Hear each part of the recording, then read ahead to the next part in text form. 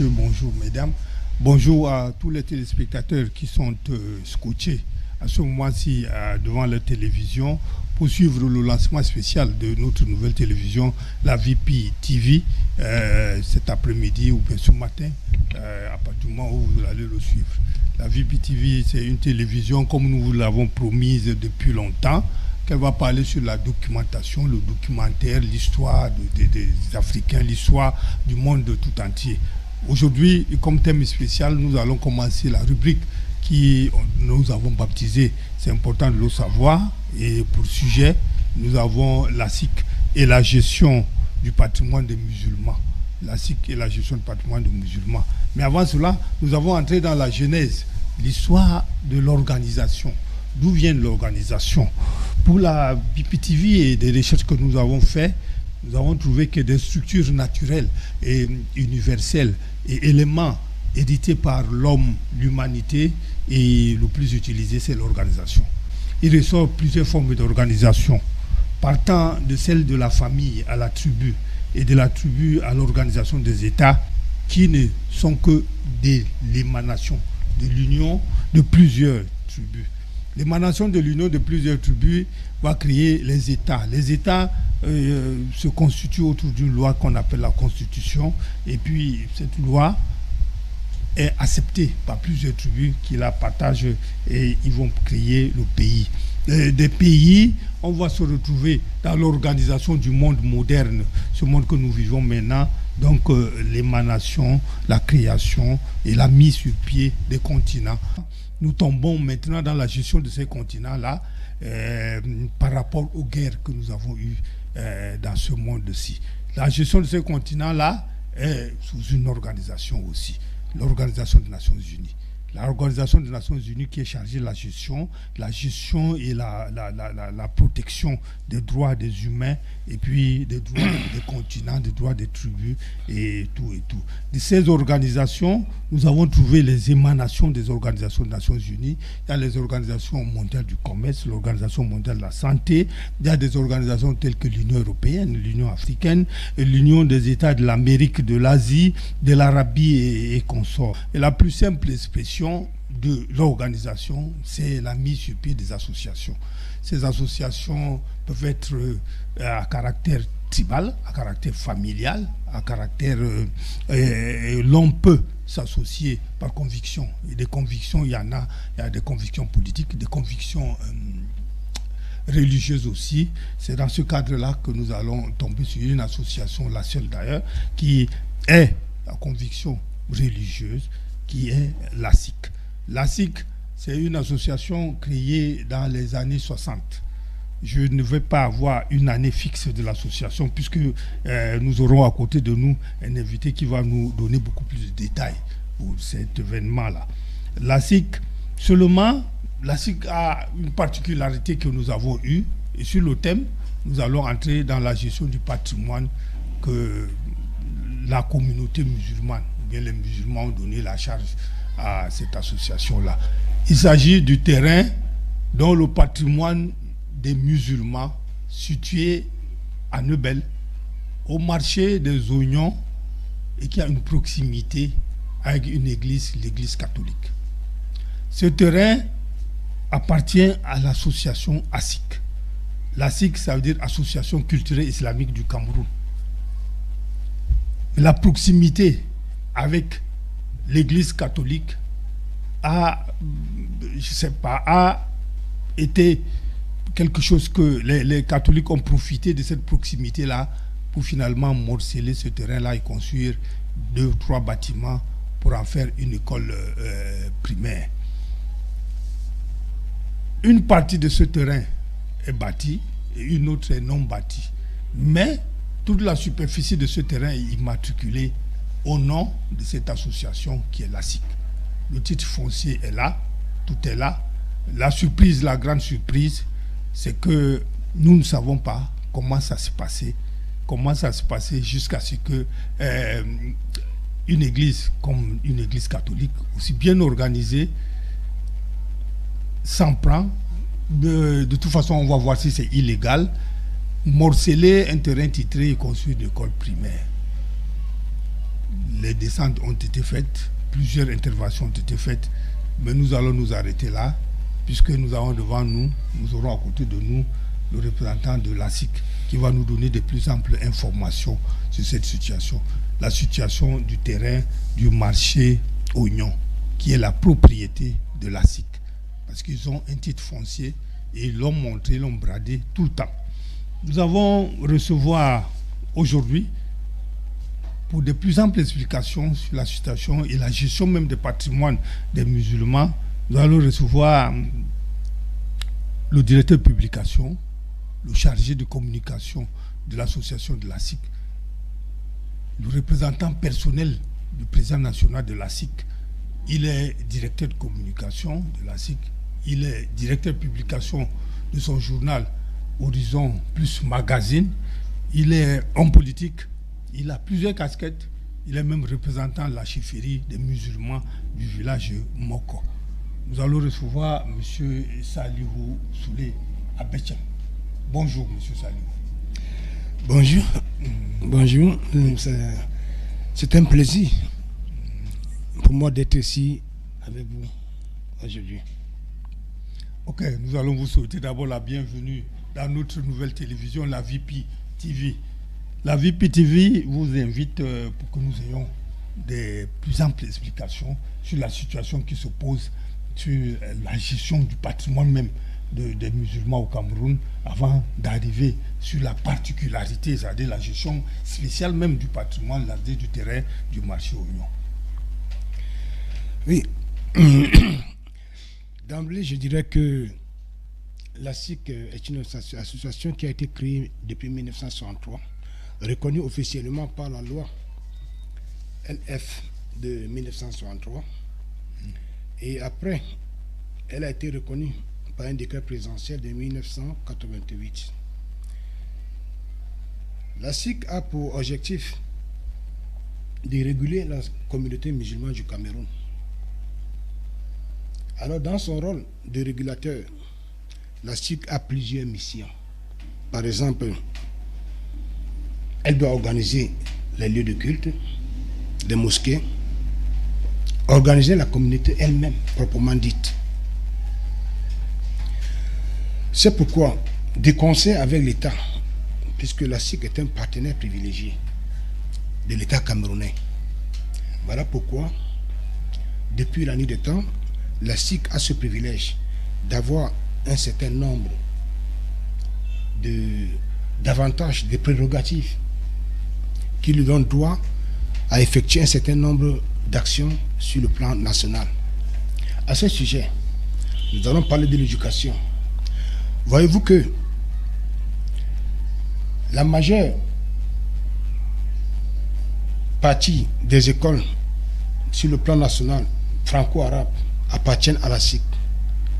Et tous ces territoires ont été donnés par l'État, reconnus par l'État. Ça, c'est sur le plan national. Alors, nous sommes étonnés aujourd'hui de voir que il y a des associations qui sont créées. Le Cameroun est un pays libre, ayant accepté d'être cela. Elle a privilégié un certain nombre d'associations d'implémenter aussi leur savoir-faire sur le terrain. Mais cela ne doit pas amener à confondre l'ASIC avec d'autres associations. Là, je vous parlais du patrimoine. Et si on parle du patrimoine, dans ce cadre-là, il y a beaucoup de choses qu'on peut dire à ce sujet. Mais pour l'instant, je m'arrête là. Dans le cadre de la question qui va suivre après, nous allons pouvoir développer au fur et à mesure que nous avançons. Merci beaucoup, Salihou. Vous venez de nous rappeler la date de naissance, l'année de naissance de l'ASIC. Il parle de 1963 et puis réorganisé en 1988, vous l'avez dit. Mais vous êtes allé jusqu'à l'éducation qui était la priorité de l'ASIC.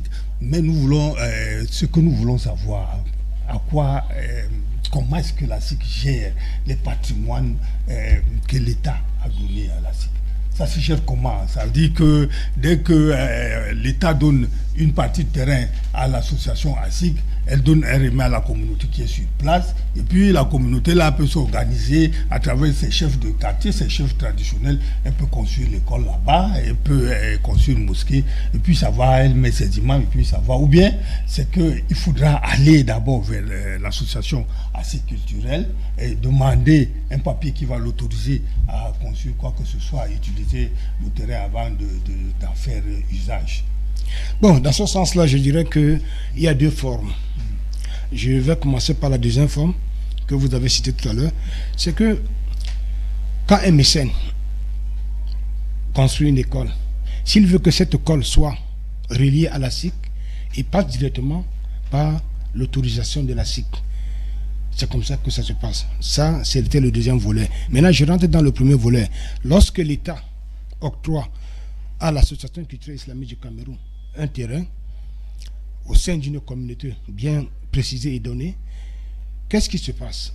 La SIC vient d'abord discuter avec la communauté qui est présente sur le terrain à travers leurs représentants. Le plus souvent, c'est les chefs de la communauté avec des élites de cette communauté sciences tenantes.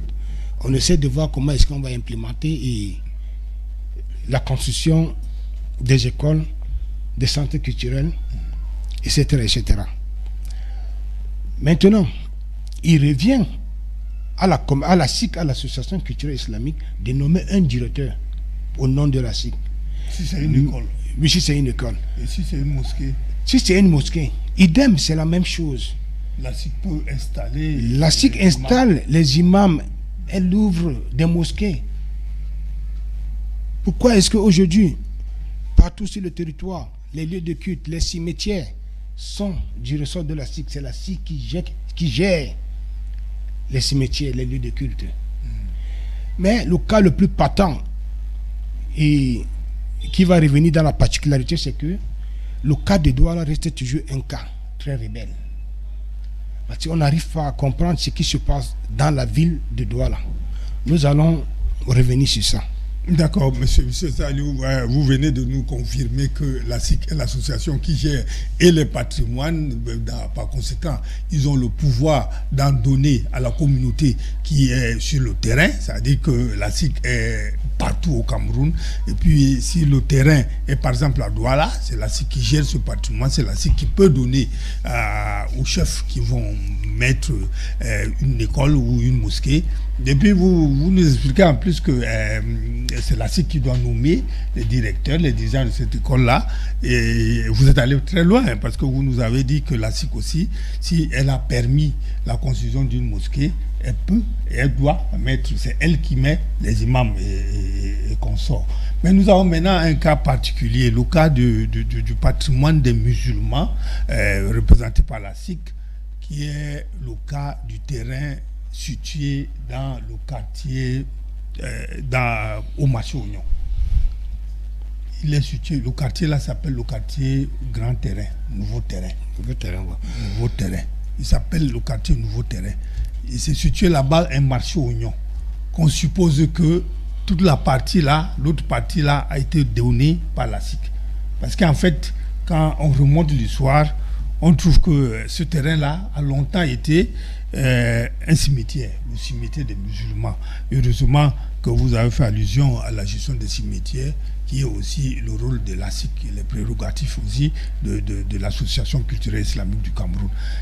Est-ce que vous pouvez nous donner des explications? C'est seulement la proximité avec l'Église catholique qui a créé ces faits-là, ou bien il y a eu des gens qui ont intervenu à certains moments pour que l'Église catholique, qui est bien organisée, vraiment j'ai des doutes que l'Église catholique peut se lever comme ça un matin et puis morceler le terrain des musulmans, le terrain de la SIC, qui est plus ou moins non confirmé, titré.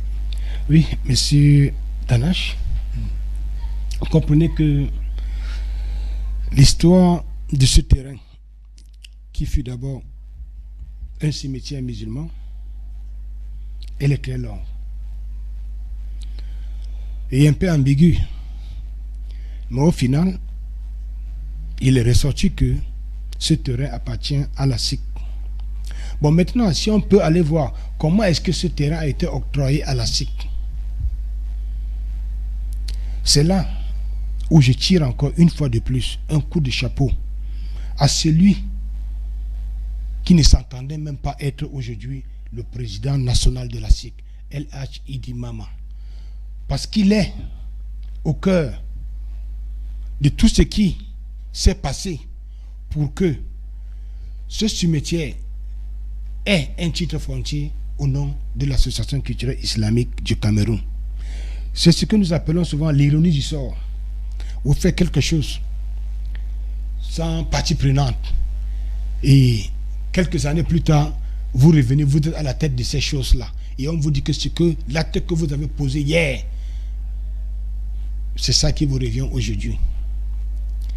Comment voulez-vous que ce que vous avez commencé et qui vous est revenu aujourd'hui avec une charge communautaire qui vous poussiez à voir parti parce que quelqu'un est venu réclamer une petite parcelle de terrain? Non, c'est pas comme ça que ça s'est passé. Monsieur Danache, le cimetière musulman qui est devenu une propriété de l'Association culturelle islamique du Cameroun est bel et bien le terrain qui appartient, entre parenthèses, à la communauté musulmane du Cameroun, donc au nom de la SIC. C'est pourquoi, à l'époque, le président régional fut Garba Aoudou, paix à son âme. Garba Aoudou a été, tout le monde le sait ici à Douala, un vaillant homme politique. Alors lorsqu'il fut président régional, il a pu, dans un accord verbal, autoriser à la communauté catholique d'occuper une petite parcelle parce que en face de nous, l'école qui est aujourd'hui dans le territoire appartenant à l'association culturelle islamique était en face de nous. Alors, les responsables catholiques ont demandé que le temps de construire notre école, nous allons devoir quitter de là-bas et rentrer là-bas. Garba a dit, bon, il n'y a pas de problème. Venez, installez-vous. Voilà comment est partie de la mission demandé à la SIC. Voilà. À l'époque de Garba voilà donc, Aoudou, oui. régional, qui pouvait utiliser temporairement tout à fait une partie du terrain. Oui, en attendant de terminer leur terrain. Voilà. Nous allons revenir là-dessus et dessus. Et je disais, c'est comme ça qu'est partie maintenant l'installation de la présence de l'école catholique qui a été dans un premier temps en matière provisoire. Et puis à la suite, bon, ça continue. Nous, on s'est dit que les catholiques, comme la SIC, c'est une affaire de religion. Et qu'entre religions, il n'y aura aucun problème. Mais on est surpris qu'aujourd'hui, viens, on reste, occupe, pendant que tu finis ta construction, est devenu que tu t'en vas me chercher à annuler mon titre foncier. Est-ce de la méchanceté, Monsieur Danache? Répondez-moi, est-ce que cela veut dire, est-ce que faire du bien aujourd'hui dans ce pays, c'est faire du mal? Ça veut dire accepter que vous venez rester provisoirement sur mon terrain afin que vous construisez une nouvelle école sur votre terrain est devenue sur ma propriété, la propriété de l'église. Tout le monde peut aller le voir. Parce que là où se situait l'école est devenu aujourd'hui des magasins qu'on lui a d'autres fins. Nous ne voulons pas entrer dans leurs problèmes. Ils ont mis là où l'école était située. Ils ont loué ça à d'autres fins. Nous ne voulons pas entrer dans ce problème. Nous demandons tout simplement l'école, depuis la nuit des temps, telle que nous connaissons, est une très bonne chose. Nous ne demandons pas de casser l'école. Mais si les catholiques voudraient continuer à rester, elles se doivent de louer cet espace auprès de l'association culturelle islamique du Cameroun. De louer, vous avez dit. Je dis bien louer. À défaut de ça, comme l'a dit le président dans son point de presse, nous allons passer à autre chose. Et d'ailleurs, le mois prochain, nous allons commencer par élever, ça c'est les premières décisions qui ont été prises, par élever la barrière, le mur qui était là, la barrière qui a été détruite par eux, nous allons le remettre en place pour conserver notre territoire. Parce que le 24 mai dernier, nous avons obtenu des services du cadastre un certificat de propriété. Donc, ce qui veut dire, jusqu'à preuve du contraire, que ce terrain appartient à l'association culturelle islamique du Cameroun. Et ce terrain n'a pas été vendu à qui que ce soit. Il y a eu simplement malentendu. Et c'est à ce sujet que nous avons pu débusquer un certain nombre de prédateurs de la communauté musulmane, tapis à l'ombre derrière cette histoire de vente de terrain, jusqu'à aller faire peser des soupçons lourds sur le président du conseil exécutif de la communauté musulmane du Cameroun. Ça, ce n'est pas donné. Donc, M. Dalla, je crois que vous êtes en train de vous exprimer sur la voix du peuple. La voix du peuple, c'est la nouvelle télévision. Donc, nous vous avons annoncé dans les bandes d'annonces que des émissions vont commencer. Donc, vous êtes libre, vous allez dire tout ce que vous voulez, mais seulement la voix du peuple, à un moment donné, ne pourra pas être responsable de ce que vous dites. La voix du peuple, c'est une télévision qui va émettre tout le temps, et va émettre sur les documentaires, les productions, télévision, les cinémas, la culture, l'histoire du Cameroun, l'histoire des Africains, et puis on va arriver à la propriété de l'Afrique même. Nous allons reprendre la propriété de l'Afrique par les jeunes Africains, et puis nous allons penser à une Afrique qui appartient à tout le monde, une Afrique qui appartient à l'Afrique, une Afrique que nous voulons laisser à nos enfants.